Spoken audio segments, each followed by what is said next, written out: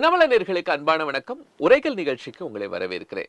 தமிழக வெற்றி கழகத்தினுடைய செயற்குழு கூட்டம், அதில் நிறைவேற்றப்பட்டிருக்கக்கூடிய தீர்மானங்கள் கிட்டத்தட்ட அதிமுக பாஜக கூட்டணிக்கு தமிழக வெற்றி கழகம் வந்துவிடும் அப்படின்னு ஒரு சாரார் பேசிக் கொண்டிருந்த நிலையில தமிழக வெற்றி கழகம் மீண்டும் எங்களோடு தான் மற்ற கட்சிகள் கூட்டணியில இணையணும் அப்படிங்கிற ஒரு தீர்மானத்தை இயற்றி இருக்கிறாங்க. அதுல ஆட்சியில் பகிர்வு அப்படிங்கிறதுல எந்த விதமான சமரசமும் இல்லாம மீண்டும் அதை நினைவுபடுத்தி இருக்கிறாங்க. கூட்டணி குறித்து விஜய்தான் முடிவெடுப்பார் அப்படிங்கிறதெல்லாம் அதிமுகவோடு உறவை வைத்துக் கொள்வதற்கு தாவேகா தயங்குகிறதா, இல்ல உருவாவதற்கான வாய்ப்பு இருக்கா அப்படின்லாம் நம்ம பேச வேண்டியது இருக்கு. தாவேகா செயற்குழு முடிவு அதிமுக உறவுக்கு அச்சாரமா?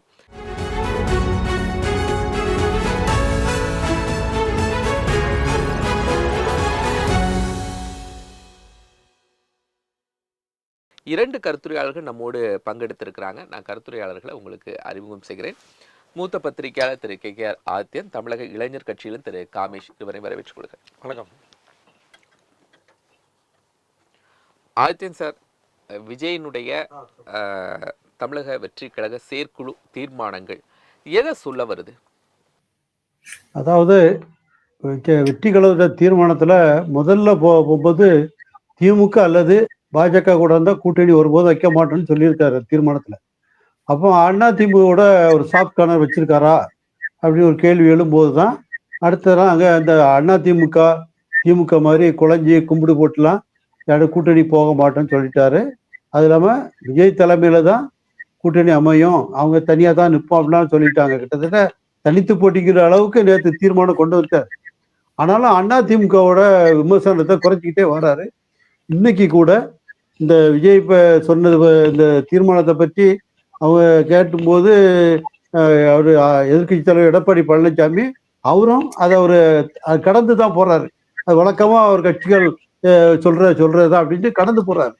இது ரெண்டு பேருமே ஒரு அண்டர்ஸ்டாண்டிங்ல இருக்கிறாங்களா? ஏன்னா பிஜேபி மட்டும்தான் அவங்களுக்கு தடைக்கெல்லாம் இருக்கு, கூட்டணியில் இருக்குது. ஆனா அதிமுக பிஜேபி கூட்டணி பிரிக்க முடியாத அளவுக்கு இருக்கிற மாதிரி இருக்கு. ஏன்னா முருகபக்தர் மாநாட்டில் அதிமுக தலைவர் போனாங்க.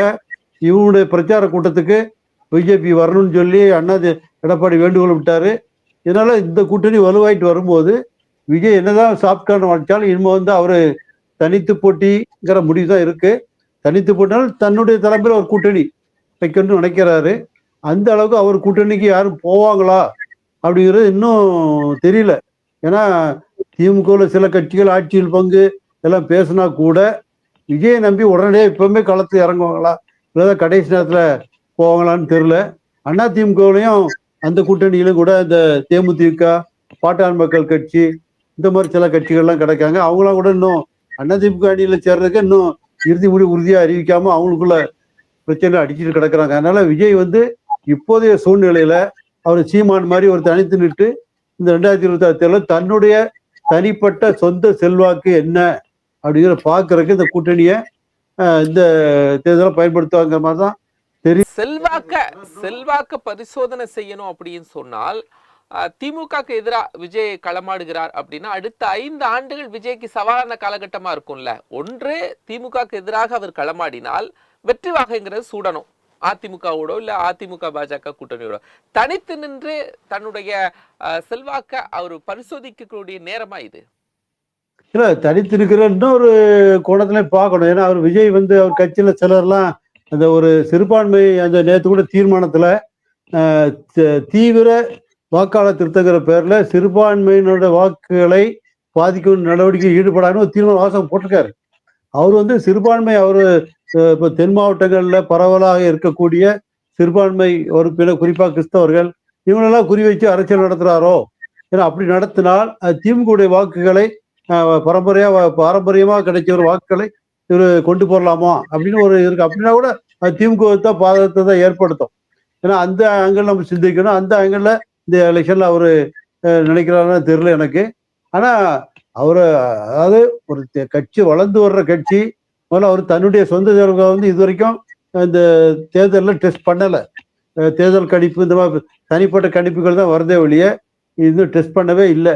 அதனால அவருக்கு ஒரு தயக்கம் இருக்குதா, இல்லாட்டா அப்படி இல்லை இருந்துச்சுன்னா தயக்கம் இல்லைன்னா ஏற்கனவே ஒரு கூட்டணி போட்டு வந்திருப்பாரு.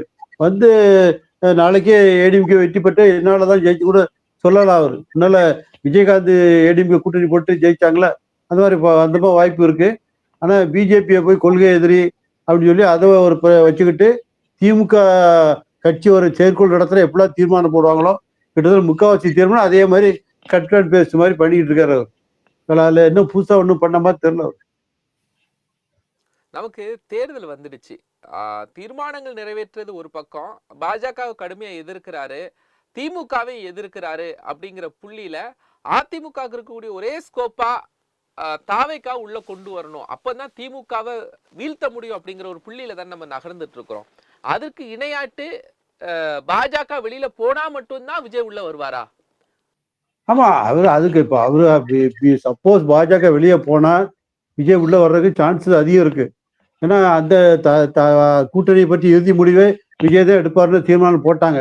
அதை கூட மாத்திக்கிட்டு ஏதாவது துணை முதல்வர் வாங்கிட்டு போறதுக்கு வாய்ப்பு இருக்கு. ஆனா எடப்பாடியை பொறுத்தவரையில பிஜேபியை அவர் இன்னும் இப்போ இருக்க சூழ்நிலையில கைவிட மாட்டாதான் நினைக்கிறேன். ஆனா அவர் கைவிடக்கூடிய அளவுக்கு அந்த பாரதிய ஜனதாக்கு விசுவாசிகளா இருக்கிற கூட்டணி கட்சிகள் இருக்குல்ல, தினகரன் கட்சி, இவங்கெல்லாம் வந்து குழப்பம் பண்ணிட்டு இருக்காங்க. ஏன்னா இன்னைக்கு கூட எடப்பாடி சொல்லிக்காரு, நான் தான் அதிமுக தலைமையில் தான் கூட்டணி அமையும், நான் தான் சிஎம். அமித்ஷா தெளிவா சொல்லிட்டாரு. திருப்பி திருப்பி கேட்காங்கன்னா பிறகும் தினகரன் சொல்றாரு, தேர்தலுக்கு பிறகுதான் முதலமைச்சரை முடிவு பண்ணுவாங்க. அப்ப அந்த கூட்டணி எப்படி அவரு எடப்பாடி வந்து எப்படி நினைப்பாரு? இந்த மாதிரி ஒரு குழப்பம் பண்ணாங்கன்னா இதை கலத்தி விட்டுட்டு வேற இந்த மாதிரி வேற கூட்டணி போறதான் நினைப்பாரு ஒழிய. வேற கூட்டணியில விஜயும் சார், விஜய் அந்த மாதிரி அடமண்டா தானே இருக்கிறாரு. அதாவது பாஜக கூட தேர்தலுக்கு பிறகு நம்ம கூட்டணி ஆட்சியா அப்படின்னு கூட யோசிச்சுக்கலாம் அப்படிங்கிற நிலைப்பாடு இருக்கு. ஆனா விஜய்கிட்ட கூட்டணி ஆட்சி தான் அப்படின்னு சொன்னாதானே கூட்டணியே உருவாகும்.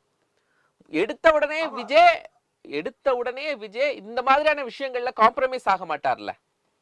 இல்ல, விஜயை பொறுத்தவரையில தன்னுடைய சொந்த செல்வாக்கு அதிகம்னு ரொம்ப மிகைப்படுத்தி யோசிக்கிறாரு. அதனாலதான் எடுத்த உடனே கூட்டணி, நான் என் தலைமையில் கூட்டணி, இப்ப ஆட்சியில பங்கு தரங்காரு.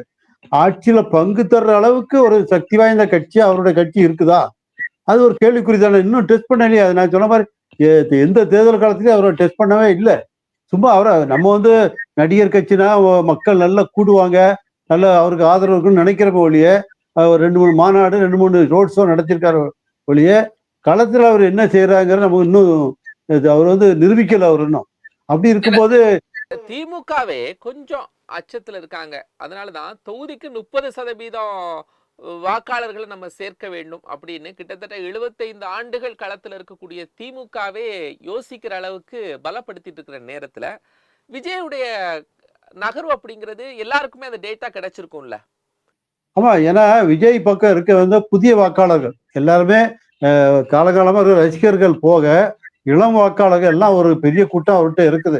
அந்த கூட்டம் வந்து யாருக்கு இப்ப இவரு தடுத்து நிறுத்திட்டாருன்னா புதுசா வர்றவங்க எப்படி இருப்பாங்க? அதனால தான் விஜய் திமுக வந்து இப்போ இந்த ஓரணியில் தமிழ்நாடு தொடங்கியிருக்காங்க. கரெக்டா பாருங்க, 3 மாசத்துல முடிக்கும்னு சொல்லியிருக்காங்க. முடிக்கும் போது விஜய் சுற்றுப்பயணம் தொடங்குறாரு. செப்டம்பர்ல சொல்லியிருக்காரு. அந்த மாதிரி. அப்போ அதுக்கு பிறகு அவர் என்ன மாறுதல் வரும்னு தெரியல. ஆனா அதுக்கு முன்னாலே இவங்க வந்து உறுப்பினர் சேர்த்து முடிச்சிடணுங்கிற மாதிரி திட்டம் போட்டு செயல்பட்டு இருக்காங்க. இல்ல, திமுக நினைக்கிற மாதிரி ஃபோர்ஸ் பண்ணி உறுப்பினர்களை சேர்த்துற முடியுமா இதுவரைக்கும்? திமுகவை பொறுத்தவரையில இப்ப அவங்க 2 விதமா சேர்க்க. ஒண்ணு வந்து அவங்க ஏற்கனவே கொடுக்குற திட்டங்கள். இப்ப பாருங்க, இந்த 1000 ரூபாய் பெண்களுக்கு வழங்குற திட்டம் இன்னும் விரிவுபடுத்தியிருக்காங்க. இன்னும் விடுபட்டவங்களா தாரம் சொல்லி ஃபார்ம் வாங்கி கொடுக்க போறாங்க. அது ஒரு கட்டையில சேர்ப்பாங்க. அடுத்தது இந்த கல்லூரி ஒவ்வொரு வருஷமும் புதுசா கல்லூரி மாணவிகள் சேருவாங்க. இந்த வருஷமும் இப்போ கல்லூரிகள் ஆரம்பிச்சிருக்கு. இப்போ அவங்கள புதுசா சேருவாங்க. அவங்களுக்கு 1000 ரூபாய் கொடுக்குறாங்க. இந்த திட்டங்களை சொல்லி புது வாக்காளர்களை சேர்ப்பாங்க. இதுக்கு தான் இந்த ஒரு அடிப்படை வைத்துக்கிட்டு தான் ஓரணியில் தமிழ்நாடுன்னு இறங்கியிருக்காங்க. ஏன்னா அவங்க இன்னொன்னு அவங்க சொல்லியிருக்காங்க, ஆளுங்கட்சி எந்த கட்சினாலும் போய் நேரிலவே பாருங்க அப்படின்ட்டு. ஏன்னா ஒண்ணு இந்த திட்டங்கள், இன்னொன்னு தனிப்பட்ட முறையில கட்சியில வழக்கமா தேர்தலுக்காக செய்யக்கூடிய சலுகைகள், அதையும் பண்ணி அவங்க வந்து ஆட்களை திட்டுறாங்க. இதெல்லாம் அந்த விஜய் களத்துல இறங்குறதுக்கு முன்னாலே முடிக்கும்னு நினைக்கிறாங்க. அதான் நினைக்கிறேன். சரி, திரு காமேஷ், விஜய் ஒரு பெரிய கூட்டம் இருக்கு, விஜய் போற இடங்கள்ல எல்லாம் நிறைய இளைஞர்கள் கூடுறாங்க. இதெல்லாம் வைத்து தான் தனித்து தான் தேர்தலை சந்திப்பேன். ஏன்னா தமிழ்நாட்டுல அண்ணாவே முதல்ல ஆட்சிக்கு வரும்போது பல கட்சிகள் எதிர்கருத்தியல் இருக்கக்கூடிய கட்சிகள் எல்லாத்தையும் இணைத்து, சுதந்திரா கட்சியா இருக்கட்டும், கம்யூனிஸ்டா இருக்கட்டும், எல்லாத்தையும் இணைத்து தான் அவரால் வெற்றி பெற முடிஞ்சது. அது வரைக்கும் வெற்றி வாக சுட முடியல. அப்படி பல டேட்டாஸ் நமக்கு இருக்கு. எம்ஜிஆர் வரும்போதும் கூட்டணி. ஏன் நான் என் தலைமையில தான் அப்படின்னு ஒரு ஃபோக்கஸ் பண்றாரு. கூட்டணி இல்லைன்னா தமிழ்நாட்டு வரலாற்றுல அப்படி ஒரு விஷயமே இல்லையே. இல்லை இப்போது அவர் வந்து என்றைக்குமே வந்து நான் தன்னிச்சு போட்டி நான் தன்னிச்சு தான் நிற்க போகிறேன்னு சீமான் மாதிரி சொல்லலை. அவர் ரொம்ப தெளிவாக மாநாட்டிலேருந்தே சொல்லிட்டு இருக்காரு. 234 தொகுதியில் சிங்கிள் மெஜாரிட்டின்னு தான் சொல்கிறார். சிங்கிள் மெஜாரிட்டியில் ஜெயிக்கிற அளவுக்கு நமக்கு வலிமை இருந்தாலும் நம்மளை நம்பி நம்மளுடன் கூட்டணி சேர வரும் கட்சிகளை நாம் அரவணைத்து, நட்புடன் அரவணைத்து அவர்களை நாம் சேற்றுக்கொள்வோம். அது மட்டும் அல்லாமல் அவர்களுக்கு உரிய மரியாதையாக, வரும் கட்சிகளுக்கு உரிய மரியாதையாக ஆட்சியிலையும் பங்கு, அதிகாரத்திலையும் பங்கு கொடுப்போம் அப்படின்றதுல ரொம்ப தெளிவா இருக்காரு. அந்த ஸ்டாண்டு தான் நேத்தி வரைக்கும் இருக்காரு. எந்த இடத்துலயும் அவர் மாற்றவே இல்லை. ஆனா இங்க என்ன பிரச்சனை வருது அப்படின்னா, இவர் வந்து அதிமுக பேர் சொல்லல, இவர் அதிமுக பேர் சொல்லல, அப்ப அதிமுக கூட இவர் வந்து கூட்டணி பேரம் பேசிட்டு இருக்காங்க அப்படின்ட்டுன்னு இவங்களா ஒரு ஸ்பெக்குலேஷனை தான் கிரியேட் பண்ணி விடுறாங்க. முக்கியமாக திமுக ஆட்கள் எல்லாருமே நாங்களாம் அவங்கள வாடகை வாயர்கள்னு சொல்லுவோம். அவங்க தான் எடுத்து இந்த மாதிரியான விஷயத்த செஞ்சுட்டு இருப்பாங்க. இது வந்து எந்த இடத்துலையுமே அந்தக்கான ஒரு வாய்ப்பு இல்லை நடந்த மாதிரி. இப்போது சீமானே ஓப்பனாக சொன்னார், நானும் விஜய் தம்பியும் பேசணும், ஒர்க் அவுட் ஆகலை அப்படின்ட்டு. எடப்பாடி எங்கேயாவது சொன்னாரா நானும் விஜயும் பேசிகிட்டு இருக்கோன்னு? இல்லை விஜயன் ஏதாவது சொன்னாரா நானும் எடப்பாடியும் அதிமுக கூட்டணி பேசிகிட்டு இருக்கோன்னு? மக்களை குழப்பத்துக்காக செய்யக்கூடிய ஒரு விஷயம்தானே தவிர இதை தவிர்த்து உண்மையாகவே இது நடந்துச்சா அப்படின்றதுக்கு ஒரு ப்ரூஃப் கூட இல்லை. நான் இருந்தேன் அந்த இடத்துல, இவங்க 2 பேரும் இப்படி பேசினாங்கன்றதுக்கு யாரும் சொல்கிறதுக்கும் ஆள் இல்லை, அவங்களும் சொல்லலை. ஸோ அப்போ இது எல்லாமே வந்து ஒரு கட்டுக்கதைகள் தான். ஆரம்பத்துலேருந்தே அவர் ரொம்ப தெளிவாக சொல்கிறாரு. அதாவது என்ன சொல்கிறாருன்னா, முதல் டைம் அதை கட்சி ஆரம்பிக்கும் போதே சொல்லிட்டாரு, கொள்கை எதிரி பாஜக, அரசியல் எதிரி திமுகன்னு சொல்லிட்டார். இப்போ இவரோட நோக்கம் எங்கே போகிறாரு அப்படின்னா ஆட்சியை பிடிப்பதில். அப்போ ஆப்வியஸ்லி அந்த இடத்துல ஆட்சியில் நிற்கிறது திமுகன்ற போது அந்த இடத்த நோக்கி பயணிக்கிறாருன்னா அவர் தான் எதிர்த்தாகணும். அப்போ அவர் எதிர்க்கிறாருன்ற உடனே அதிமுகவோட இவருக்கு வந்து ஒரு நெருங்கிய நட்பு இருக்குது, இவர் கொண்டு போவார் அப்படின்னு சொல்கிறாங்க. இது தொடர்ந்து போயிட்டே இருக்குது. இந்த மாதிரி ஒரு விஷயம் வந்த உடனே பொதுச் செயலாளர் ஒரு 2 பக்க அறிக்கை கொடுக்குறாரு. அடுத்த நாள் அந்த பத்திரிகைகள் எல்லாத்துலேயும் வருது, எல்லாரும் இதெல்லாம் பேச ஆரம்பித்த உடனே ஒரு 2 பத்துக்கு அறிக்கை கொடுக்குறாரு. கொடுக்கும்போது இந்த மாதிரி எந்த ஒரு இதுவும் கிடையாது, நாங்கள் செய்ய மாட்டோம், எங்கள் தலைமையின் தான் நாங்கள் தெளிவாக இருக்கோன்றதை ஆரம்பத்துலேருந்தே அவர் சொல்லிட்டு இருக்காங்க. இப்போ பாஜகவோட கூட்டணி சேர்ந்துட்டாங்க. இருந்தாலும் என்டிஏ கூட்டணியில் விஜய் வருவார், என்டிஏ கூட்டணியில் விஜய் வருவார்னு சொல்லும்போது நேத்திக்கு செயற்குழுவிலேயே ஒரு தீர்மானத்தை நிறைவேற்றுறாங்க. தீர்மானத்தில் என்ன சொல்கிறாங்க அப்படின்னா, நாங்கள் வந்து நேரடியாக அதிமுக போல இல்லை மறைமுகமாக திமுக போல மத கட்சிகள், மதவாத பிளவு கட்சிகளுடன் நாங்கள் என்னாலும் கூட்டணி வைக்க மாட்டோம். இது வந்து இறுதியான முடிவில் உறுதியான முடிவும் சேர்த்து சொல்லிட்டார். அப்புறம் திருப்பி நம்ம வந்து இல்லாத அதிமுக சொல்லலை. இப்போ ரொம்ப சிம்பிளாக சொல்கிறேன். இப்போ கட்சி ஆரம்பிக்கிறாரு வச்சுப்போமே, கட்சி ஆரம்பிக்கும் போது நான் எடுத்தோடனே ஜெயிக்க முடியாது எனக்கு தெரியுங்க, ஆனால் நான் படிப்படியாக வருவேன் அப்படின்னு ஏதாவது ஒரு ஆஸ்பெக்டில் இருந்தால் கூட பரவாயில்ல. அவர் டே 1லேருந்து அவர் எதை நோக்கி அப்போ வந்து எதிர்கட்சியாக, இப்போ ஒருவேளை அதிமுக எதிர்கட்சியாக இருக்க வச்சுப்போம், ஆளுங்கட்சியாக இருக்க வச்சிங்க, அப்போ கண்டிப்பாக அதிமுக எதிர்த்திருப்பார். அப்போ என்ன சொல்லியிருப்பாங்க, இவர் திமுகவுடன் கூட்டு வச்சுக்க போகிறாரு, அதனால தான் அப்படி சொல்கிறாங்களா அப்படின்னு ஒரு பாயிண்ட் வருது. அவருக்கு என்ன வேணுன்றதுல ரொம்ப தெளிவாக இருக்காரு. இதை நோக்கி தான் நான் பயணிக்கிறேன், நான் இதுதான் வேணும், எனக்கு இதுதான் நான் பண்ண போகிறேன்ட்டு அதுக்காக பயணம் தான். அதை தவிர இவர்கள் சொல்வதெல்லாம் இவங்களாம் தான் எல்லாருமே எடுத்து வைக்கிறாங்க. கூட இருக்கிறவங்க இந்த ஊடகவியலாளர்கள் எல்லாருமே அவங்க பாயிண்ட் ஆஃப் வியூ தான் எடுத்து வைக்கிறாங்க. இன்று வரை விஜய் சைட்லேருந்து, அதாவது விஜயநாத் சைட்லேருந்து, தாவேகா சைட்லேருந்து அவங்களோட ஒரு நிலைப்பாடுலேருந்து ஒரு பாயிண்ட் பெற போறாரு. தமிழ்நாட்டுல தனியா நின்று இப்போ இன்னைக்கு வரைக்கும் விஜய் கட்சி ஆரம்பிச்சதுல இருந்து இன்று வரைக்கும் யார் கூட்டணிக்கு வந்திருக்காங்க? இல்ல வருவாங்க, வரத்துக்கான வாய்ப்புகள் இருக்கு. இன்னைக்கு இப்ப கூட்டணி இப்போ நான் சும்மா ஒரு பேச்சு, அதாவது திரு செல்வ பெருந்தகை நேர்த்தைக்கு கொடுத்த ஸ்டேட்மெண்ட்ல கூட திமுக கூட்டணி எவ்வளவு வலிமையா இருக்கு, வலுவா இருக்கு அப்படிங்கிறாங்க. எல்லாருமே அதுதாங்க சொல்லுவாங்க. வேற இல்ல, நீங்க என்ன ப்ரெடிக்ட் பண்றீங்க? தமிழக வெற்றி கழகத்துக்கு ஒரு ப்ரெடிக்ஷன் இருக்கும்ல, இவங்கெல்லாம் அதுதான் சொல்ல வரேன்.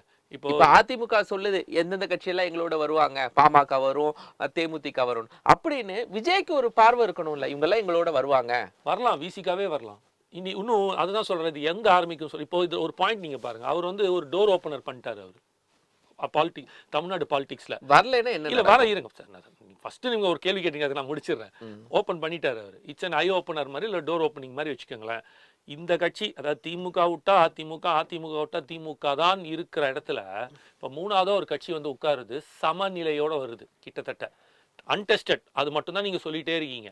அது 26க்கு அப்புறம் அதுவும் வரப்போகுது கிடையாது நிச்சயமாக. இப்ப என்ன நடக்குது அப்படின்னா, இப்ப வந்து இவங்களை விட்டா அவங்ககிட்ட அந்த ஒரு பேரம் பேச ஆரம்பிக்கிறாங்கல்ல, இந்த கூட்டணி பேரங்கள், இந்த சீட்டு பேரங்கள், இது எல்லாமே உள்ள வரும். இது வரும்போது எந்த கட்சியா இருந்தாலும் வின் வின் சிச்சுவேஷன் தான். யாருமே தியாகிகள் கிடையாது, எனக்கு வேண்டாம் நான் விட்டு கொடுத்துட்டு போறேன்றதுக்கு. அவர்கள் கட்சிக்கும் அவர்கள் நலம் சார்ந்து இருக்கிறது தான் எல்லாருமே தேர்ந்தெடுப்பாங்க. அந்த சூழ்நிலை வரும்போது இவர்களுக்குள்ள நீங்க எவ்வளவோ பார்த்துருக்கோம். எலெக்ஷன் அனௌன்ஸ் பண்ணி கூட்டணின்னு போயிட்டு கடைசி 2-3 நாளுக்கு முன்னாடி கூட பிரிஞ்ச கட்சிகள்லாம் இருக்குது. அப்போ 24 ஹவர்ஸே ஒரு பாலிடிக்ஸ்க்கு வந்து ஒரு நெடு நேரம் அப்படின்னு சொல்ற அளவுக்கு இருக்கிற ஒரு விஷயமா தான் பார்க்கப்படுது. காத்தால பேசி அனௌன்ஸ்மெண்ட் பண்ணிட்டு சாயங்காலம் இல்லை கூட்டணி முறிவுன்னு சொல்றவங்களா இருக்காங்க. அதனால டைம் இன்னும் இருக்கு. இன்று இருக்கிற சூழ்நிலைக்கு அவங்க கட்சியை பலப்படுத்துறதுக்கும், நீங்க எங்கேயாவது பார்த்துருக்கீங்களா 2 வருஷத்துக்கு 1 வருஷத்துக்கு முன்னாடி 1.5 வருஷத்துக்கு முன்னாடியே, 1 வருஷம் கூட வச்சுக்கோங்களேன், 1 வருஷத்துக்கு முன்னாடியே ஒரு அரசியல் கட்சிகள் எல்லாருமே ஆளுங்கட்சியா இருக்கட்டும், திமுக அதிமுக பிரச்சாரங்கள் ஆரம்பிச்சு இந்த மாதிரி வந்து திண்ணை பிரச்சாரங்களும் அது இதுன்னு பார்த்துருக்கீங்களா? ஜெயலலிதா பீரியட்லையும் அம்மா பீரியட்லையுமே சரி, கலைஞர் பீரியட்லையும் நான் வந்து பார்த்ததே கிடையாது. இது என்ன காட்டுது அப்படின்னா, ஒரு ஸ்ட்ராங்கான கான்ட்ராடிக்டர் உள்ள வந்துட்டாருன்ற போது இன்னைக்கு முதலமைச்சர் அவர் போயிட்டு இன்னைக்கு வந்து பிரச்சாரம், திண்ணை பிரச்சாரம், வீடு பிரச்சாரம் ஆரம்பிச்சிட்டாரு. அவர் இன்னைக்கு முதலமைச்சர் எங்களுக்கு. அப்போ எங்களோட வேலையை செய்யாமல் அவர் போய் அவர் கட்சி பிரச்சாரத்தை பண்ணிட்டு இருக்காரு. இந்த கேள்வி எழுமா எழுதாதா? அப்போ நீங்கள் என்ன பண்ணுங்க, ராஜினாமா பண்ணிட்டுங்க, போயிட்டு எனக்கு அடுத்த வருஷம் ஆட்சியை பிடிக்கணும், நான் என் கட்சி ரொம்ப பலகீனமாக இருக்கு, நான் ஸ்ட்ராங் பண்ணிட்டு போய் பிரச்சாரம் பண்ணுங்க. நீங்கள் வேலை செய்வது இப்போ தமிழ்நாட்டு மக்களுக்காக. உங்களுக்கு அதுதான் சம்பளம் கொடுத்துருக்குறாங்க. உங்களோட வேலை என்ன? அது தேர்தல் அனௌன்ஸ்மெண்ட் வரும்போது அப்போ உங்களுக்கு ஒரு டைம் பீரியட் இருக்கு. அந்த டைம் வந்து அனௌன்ஸ் பண்ணா அது அந்த இடத்துல வந்து எல்லாமே தேர்தல் அதிகாரிகள் கைக்கு போயிடும். அன்னைக்கு வந்து ஒரு டம்மி கவர்மெண்ட்னு சொல்லுவாங்க. அப்போ இருக்கும்போது நீங்க பண்ணீங்கன்னா அது வேற. ஆனா இப்பவே நீங்க முதலமைச்சர் உட்காந்து பண்ணும்போது அது எப்படி எடுத்துக்க முடியும்? தவறு தானே அது? நியாயமா யோசிச்சு சொல்லுங்க. எங்களோட வரி பணத்துல நீங்க விஜய கண்டு பயந்துதான் எல்லாமே நீங்க எடுத்து பாருங்க. நீங்க இது வரைக்கும் நடந்த எலெக்ஷன்ஸ் ரிசல்ட்ஸ், எலெக்ஷன்ல நடந்த இதெல்லாம் எடுத்து பாத்தீங்கன்னா, ஒரு விஜய் அண்ணா வரத்துக்கு முன்னாடி, விஜய் அண்ணா வரத்துக்கு பின்னாடின்ற தமிழ்நாடு அரசியல் மாறப்போகுது. இது நடக்கும் கண்டிப்பாக. இது 26க்கு அப்புறம் இன்னும் ஸ்ட்ராங்கா போகும். ஏன்னா இன்னைக்கு இவங்களுக்கு இருக்க எல்லாருக்குமே என்னன்னா ஒரு சின்ன பயம், நம்ம அங்க போகலாம் ஆனா எப்படி இருக்குன்னு தெரியலையே. இன்று வரை கொடுத்த கருத்து கணிப்புகள் எல்லாமே பார்த்தீங்கன்னா 15% 20% வரைக்கும் இருக்காரு. ஆனா ஒருத்தங்க சொன்ன களத்துக்கே வரல, அவர் ஒன்றும் செய்யவே இல்லை அப்படின்ற மாதிரி சொல்றீங்களா? ஆச்சு இப்போ அண்ணா சொன்னார் இல்லையா, ஏன் அவ்வளோ திமுக வந்து ஓரணியில் திமுகன்னு சொல்லி தமிழ்நாடுன்னு சொல்லிட்டு இவ்வளோ ஒரு காட்டமா உள்ள இறங்கி செய்யறாங்க? அவங்கதான் ஸ்ட்ராங்கான ஆட்களாச்சு சார். கட்டமைப்பு தான் எங்கேயோ வச்சிருக்காங்க. 60 வருஷ கட்சின்றாங்க, 75 வருஷ கட்சின்றாங்க. 75 வாரம் கூட ஆகாத ஒரு கட்சியை பார்த்து உங்களுக்கு இவ்வளவு பயம்? ஏன் முதலமைச்சர் வந்து பிட் நோட்ஸ் எடுத்து வீடு வீடா போறாரு? ஆதித்யன் சார், விஜய் கட்சி களத்துக்கு வந்ததுனாலதான் உண்மையாவே சொல்ல போனா தேர்தல் பிரச்சாரங்களை எல்லாம் வேகப்படுத்துறாங்களா, இல்ல அதுக்கு ரொம்ப 1 வருஷத்துக்கு முன்னாடியே அதிகமா தயார்படுத்துறாங்களா? 2 கட்சிகளையுமே சொல்லுவோம், திமுக அதிமுக ரெண்டுமே. அதாவது திமுக இந்த தடவை எதிர்கட்சியான அண்ணா திமுக கூட்டணியில வந்து சில கட்சியெல்லாம் கடைசி நேரத்தில் சேருவாங்க. ஆனா இந்த முறை அமித்ஷா அவர்கள் தமிழ்நாட்டுக்கு வரும்போது முன்கூட்டியே கூட்டணியை பேசி முடிக்கிறதுக்கு சரி பண்ணி முடிச்சிட்டாரு. இன்னமும் சின்ன கட்சிக்கெல்லாம் உடனடியாக சேரதான் போன முறை வந்தாரு. அது கூட முடியலான்னு தொடர்ந்து பண்ணிட்டு இருக்காங்க. ஏன்னா சீக்கிரமே முடிச்சிட்டாங்கன்னா பிரச்சாரத்துக்கும் ஒரு ஒன்றிணைந்து போராடுறதுக்கும் வசதியா இருக்கும். அந்த இதை அமித்ஷா சீக்கிரம் பண்றாரு. அதை பார்த்துதான் திமுகவும் உடனே அவங்களும் ஸ்ட்ராங் ஆயிட்டாங்க. ஏன்னா இது நாள் வரைக்கும் இப்ப கடந்த 4 வருஷம் அவங்க எதுவும் தனித்தனியா இருந்தாங்க, பிரிஞ்சு கிடந்தாங்க. இப்போ சேர்ந்த பிறகு இத்தனைக்கும் தமிழ்நாட்டுல பிஜேபி ஒரு பெரிய கட்சின்னு இப்பதான் அவர் அண்ணாமலை வந்தப்பதான் காட்டினாங்க. அதுக்கு முன்னால வரைக்கும் திமுக எல்லாம் யாரும் அதை பத்தி பெருசா அதை கண்டுக்கிட்டது இல்லை. ஆனா இப்ப அது அமித்ஷாவே களம்பிறங்கி அதுல நேரடி கவனம் செலுத்தி பண்றதுனால திமுகவும் இந்த கூட்டணி ஸ்ட்ராங் ஆயிட்டு வருது. நம்மளும் இப்பவுமே களத்துல பார்க்கணும் அப்படின்னு சொல்லி அவங்களும் இறங்குறாங்க. ஏன்னா தேர்தலுக்கு வந்து இப்ப நம்ம சொல்றோம் மே மாசம் தான் தேர்தல், இன்னும் எத்தனை மாசம் இருக்கு?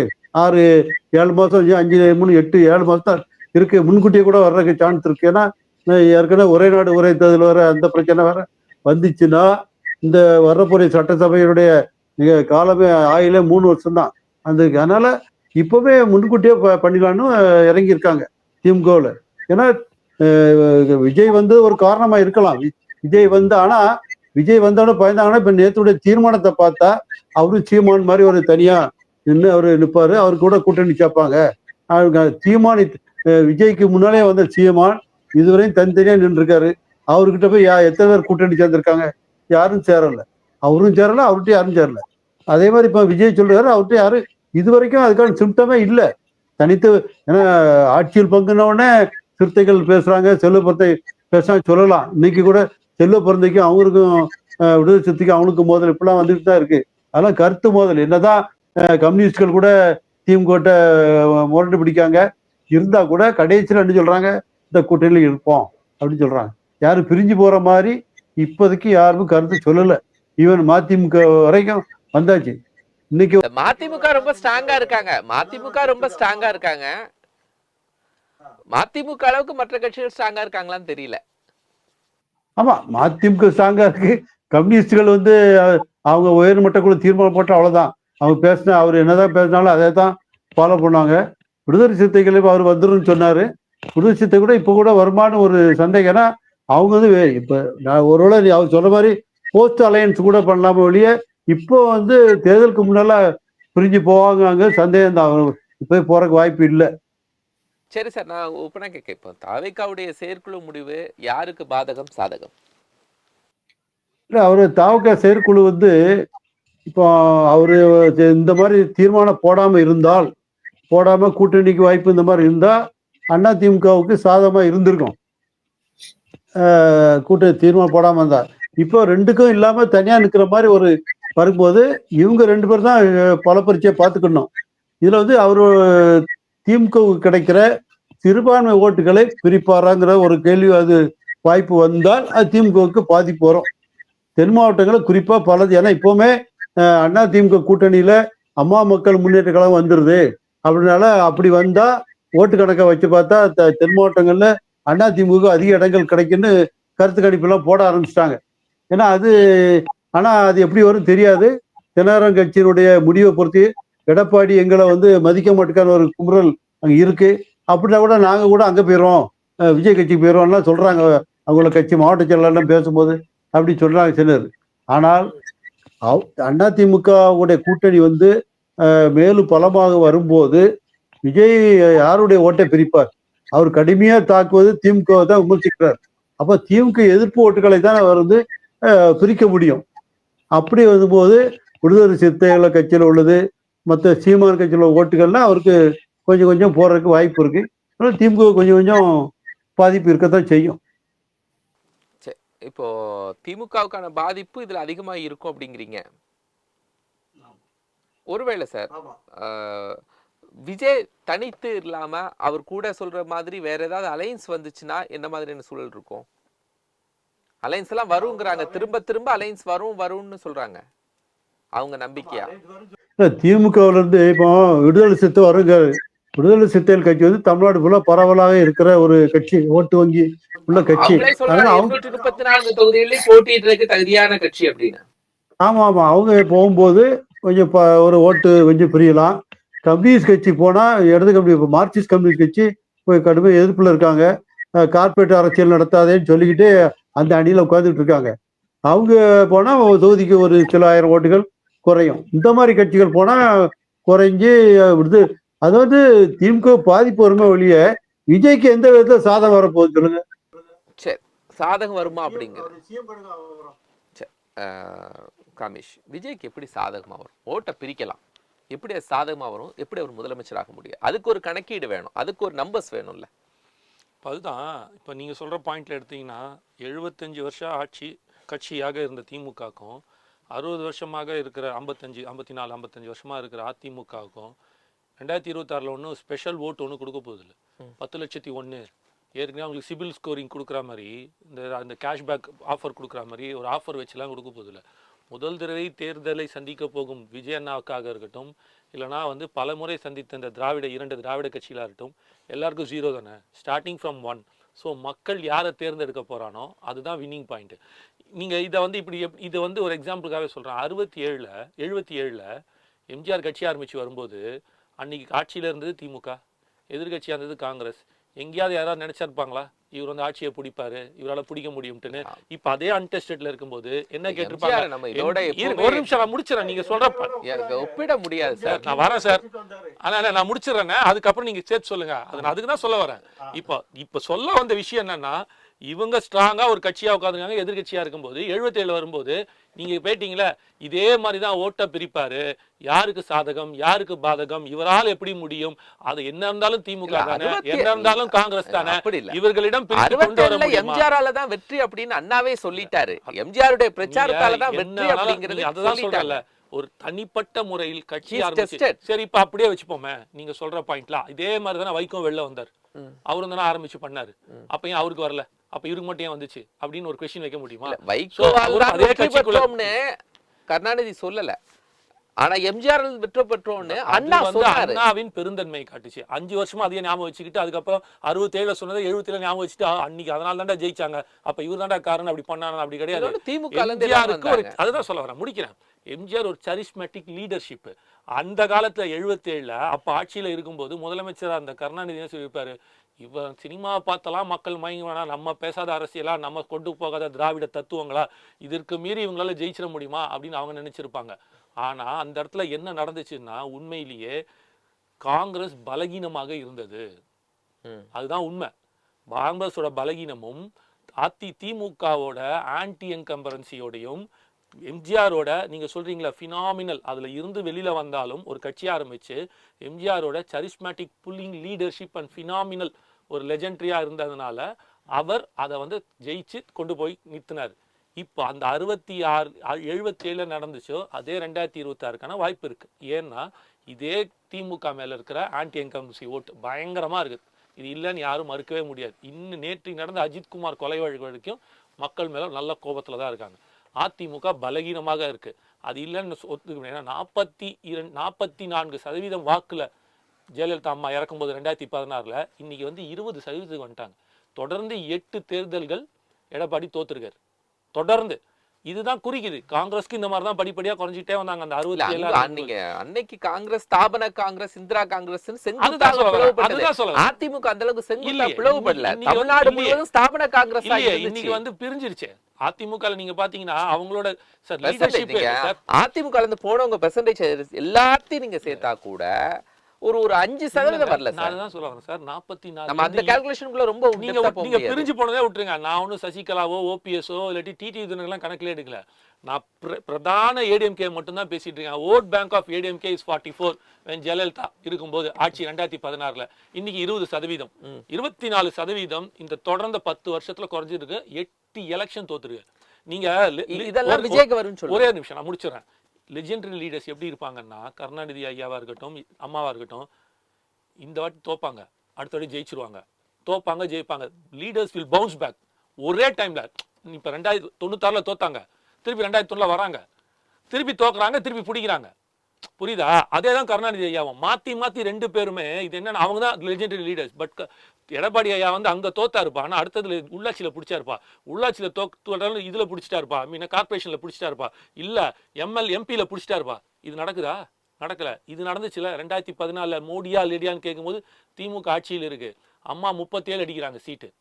ஆளுங்கட்சியான திமுக மோடியா லேடியான்னு கேட்கும்போது அதிமுக. ஆமா, அப்ப வந்து அடிக்கிறாங்க, ஜெயிக்கிறாங்க இல்லையா? அப்போ இந்த பவுன்சிங் இருக்குல்ல உங்களுக்கு, நீங்க பாக்குறது இந்த லீடர்ஷிப் தான் நிக்குது. இப்ப வர இந்த 77க்கான ஒரு சிச்சுவேஷன் இருக்குல்ல, அந்த நடந்து அப்ப அன்டெஸ்டடா இருந்த இல்ல அந்த அன்டெஸ்டடா அந்த எம்ஜிஆருக்கு எப்படி வந்து ஜெயிக்கக்கூடிய ஒரு வாய்ப்பை கிரியேட் பண்ணி கொடுத்துச்சு. அன்னைக்கு தானே பேசிருக்காங்க. எம்ஜிஆர் டெஸ்டட், கட்சி வேணா அன்டெஸ்டட்னு சொல்லுங்க. எம்ஜிஆர் டெஸ்டட் சார், ரொம்ப அவ்வளவுதான். அந்த எண்ட் பாயிண்ட் 234 தொகுதி நிக்கும்போது எம்ஜிஆர் வேணா ஜெயிப்பாருங்க, வேற யாருங்க அவங்க எல்லாம் ஜெயிக்கிறதுக்கு ஆள் இருக்குன்னு இன்னைக்கு கொடுக்குற அதே தான் அங்க வந்திருக்கும் சொல்ல வரேன். அதே நிலைப்பாடு இங்க வரும்போது இன்று ஜெயிக்கிறதுக்கான வாய்ப்பை நோக்கி வைக்கும். ரெண்டாவது இன்னும் சிம்பிளா சொல்றேன் சார், அன்னைக்கு எம்ஜிஆர் அண்ணா கலைஞர் பார்த்து ஒரு இளைஞர் கூட்டம் வந்துச்சுல, காமராஜரைய மிஞ்சின அந்த இளைஞர்கள் அவர் மேல ஒரு வயப்பட்டு போனாங்கல்ல. இன்னைக்கு அந்த இளைஞர்கள் கூட்டத்துக்கு திராவிட அரசியல் பத்தி எதுவும் தெரியாது, அண்ணாவை பத்தி தெரியாது, எம்ஜிஆர் பத்தி தெரியாது. இவரை தான் இன்னைக்கு வந்து ஒரு பிரைம் ஃபோக்கஸ்டு லீடரா பார்த்துட்டு இருக்காங்க. அது அவர் சினிமா மூலமாக கொண்டு போய் சேர்த்திருக்காரு. அவர் அந்த பாயிண்ட்ல எடுத்துரு. அப்போ 19 வயசு 18 வயசுல இருந்து 25 வயது இருக்கிற கிட்டத்தட்ட அந்த இளம் வாக்காளர்கள், முதல் நிலை வாக்காளர்கள் எல்லாருமே இந்த யூத் பாலிடிக்ஸ்ல போறாங்க. அத என்ன சொன்னாங்க எல்லாரும், மாநாடே நடத்த தெரியாது, மாநாட்டுல எவங்க வருவான், அன்னிலன் 3வது நாள் தீபாவளி வச்சுக்கிட்டு அவன் குடும்பத்துக்கு போய் பட்டாசு வாங்குவானா, குடும்பத்தை பார்ப்பானா, இவரோட இதுக்கு வருவானா அப்படின்னாங்க. ஆனா 10 லட்சம் பேர் கூடி இருக்காங்க, 10 பைசா யாருக்கும் காசு கொடுத்து கூட்டு வரல. இன்னைக்கு எல்லாம் என்ன நடக்குது, என்ன திராவிட அரசியல்ல இருக்கிற எல்லாரும் என்ன பண்றாங்க, காசை கொடுத்தானே கூட்டிட்டு வராங்க எல்லாரையும் கூட்டத்துக்கு.